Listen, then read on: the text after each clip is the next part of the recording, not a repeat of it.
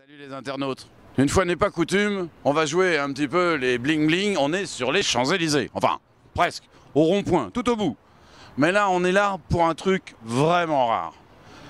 En plus, qui me tient à cœur, je vais vous expliquer pourquoi. Aujourd'hui, c'est les 60 ans de la Fiat 500.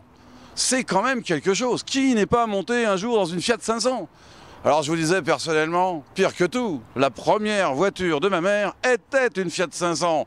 Carrément, donc pour moi, la boucle est bouclée. Je vous emmène, on va voir comment c'est fait là-dedans.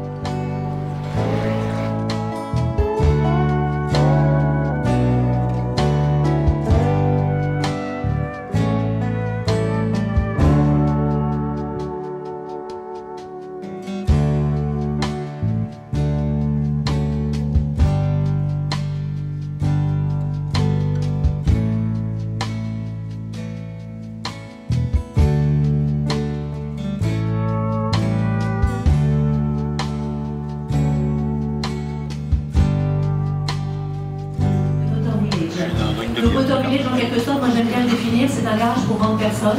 Et puis c'est un théâtre italien. Et ce théâtre italien, il accueille aujourd'hui la Fiat 500. Et la vedette, c'est Pierre-Martin Boss, qui est directeur de la marque, des marques Fiat et Abarth en France. Et je vais lui laisser la parole maintenant. Bonne soirée, merci. Merci Armelle, merci à toutes et à tous d'être venus nombreux et bienvenue à cet anniversaire. On fête les 60 ans de la Fiat 500 et la Fiat 500, en fait, elle rajeunit à chaque fois qu'on la présente, donc elle est plutôt contente d'être là et de se présenter. La Fiat 500, elle est née le 4 juillet 1957, le 4 juillet, c'est-à-dire il y a presque 60 ans dans 2 mois. 4 juillet, c'est la date, c'est le jour de l'indépendance aux États-Unis. C'est ce qu'a donné aussi la Fiat 500 à un très grand nombre de foyers, puisque c'était 4 millions de véhicules vendus. Elle donne l'indépendance de se déplacer, l'indépendance d'aller en vacances. C'était 4 vraies places à l'époque, c'était une voiture économique. Donc ça a vraiment permis de favoriser l'automobilité.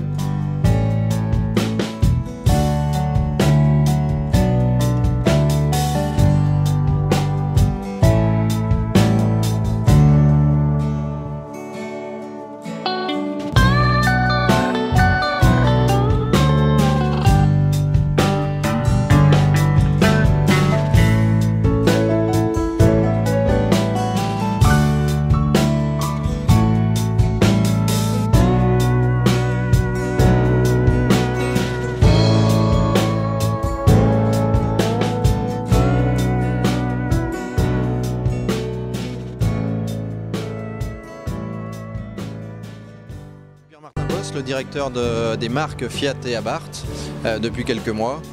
Et ça commence bien, je veux dire, vous arrivez avec l'icône carrément, c'est formidable. Ah oui, non, mais complètement. Bon, là, c'est vrai que la 500, depuis des années, elle se vend extrêmement bien, qu'elle se renouvelle, que les clients viennent acheter les nouveautés, les séries spéciales.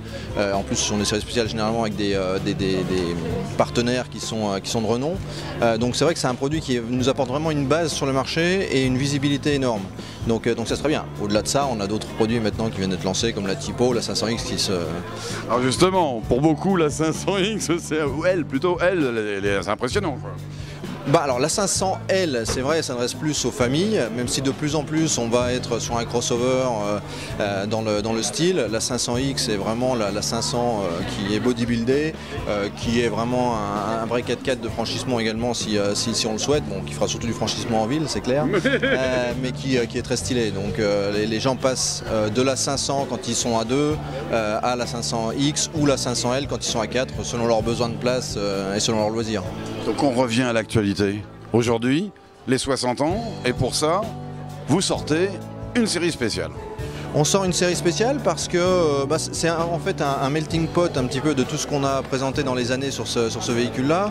C'est vrai que la planche de bord c'est un élément de différenciation, donc on a voulu mettre du vinyle pour rappeler les années 60, qu'à la fois on retrouve la grille et les chromes qui sont inhérents aussi aux années 60, mais à la fois on trouve tout l'équipement moderne qu'il peut y avoir, le mirror, enfin le CarPlay. Donc c'est vraiment un trait d'union entre plusieurs époques et une démonstration de notre savoir-faire sur la Fiat 500. Bon, alors je vais être indécent, mais la prochaine, c'est la prochaine série spéciale, c'est laquelle? À vrai dire, elle n'est pas dans les cartons parce que on parle avec différents partenaires qui viennent nous voir et ça se décide en fait assez rapidement, en particulier quand on fait des séries spéciales locales, on arrive à faire des choses assez réactives. Après bien sûr il faut pouvoir avoir une présentation produit qui dure dans le temps, donc il faut être sur une bonne qualité. Mais aujourd'hui on n'a pas le suivant. Vous en avez sorti une qui était absolument magnifique, personnellement je suis un grand fan, c'est la Riva. Oui. J'ai craqué complètement. Malheureusement l'actualité ne vous a pas été très gentille de ce côté-là. Avec Carlo Riva qui est décédé. Alors, Carlo Riva a eu une très belle vie puisqu'il a vécu jusqu'à 95 ans, il a apporté beaucoup. Je crois que ce qu'on peut dire c'est que son nom lui survivra et donc c'est bien et c'est ce qu'on veut aussi avec la 500 Riva. Je pense qu'il a été fier du produit, on a pu voir différents reportages où on comprenait bien la complémentarité des deux ou en tout cas le travail qui a été fait ensemble sur la marque. Donc, à mon avis, il a été assez fier de ce qui a été fait sur la 500 et quelque part, bon, il a bien vécu en nous apportant beaucoup. Donc, c'est une personne dont on se souviendra longtemps. J'imagine. En tout cas, merci, bravo, elle est très jolie. On attend de la conduire un de ces quatre. Et puis, continuez, hein, parce que nous, des séries spéciales comme ça, on adore. Eh bien, avec plaisir, on continuera. À bientôt. Merci.